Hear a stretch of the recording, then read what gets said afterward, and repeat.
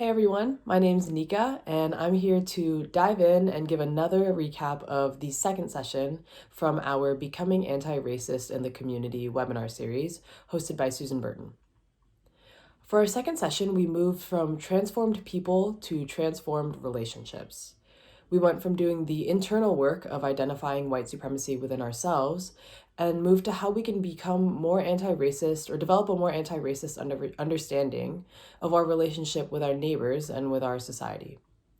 We dove into this discussion by talking about the major disparities between white people and people of color in the US, specifically wealth disparities. In breakout groups, we began to list the ways that we or our families have or are creating wealth. As we shared back to the larger group, this list included things like job access, access to education, home ownership, retirement plans, healthcare, VA loans, inheritance, and the list went on as folks named the things that they or their families needed access to in order to create the wealth that they now have. Then we turned to look at the numbers. For example, in 2016, the median net worth of white households was $162,770, while the median net worth of Black households was $16,300. Now, again, that's $162,000 versus $16,000. It's no secret that there are huge wealth gaps dictated by race and racism in the US.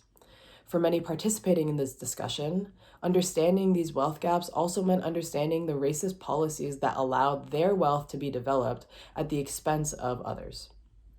This included connecting inheritance, the passing down of wealth through generations, to the stealing of land from indigenous peoples and the exploitation of labor of Black people through slavery or other people of color throughout history.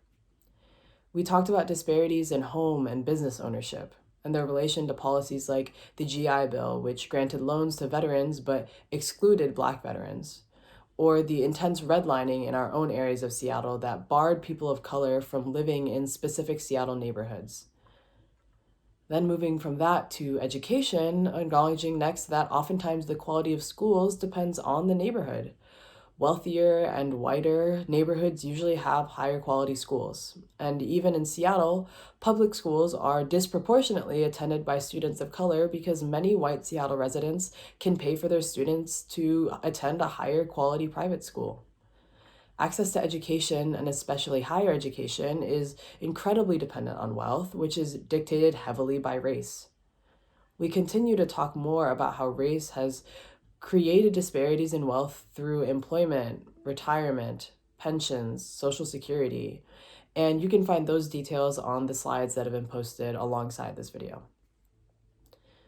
Now, from talking about history, we then move to talking about the recent and current policies that continue to widen the racial wealth gap.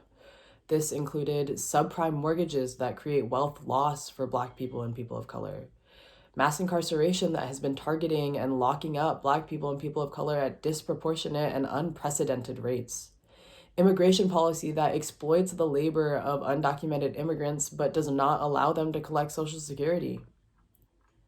By discussing and learning about these systemic racial disparities, we can transform the way that we act as anti-racists in our community. Participating in movements toward anti-racism includes movements combating specific disparities, like pushing for educational equity, or the end of policing Black and brown communities, or creating affordable and accessible housing, and so many others. In learning these things, we can transform our relationship with our community in actionable ways by supporting and participating in these movements that already exist around us, by supporting the youth leading Black Lives Matter Shoreline and the Black Power students in Shoreline. God is calling us to be in relationship that reflects beloved community, that exemplifies that all belong. And here at Bothell, we are doing that by continuing to become anti-racist in the community.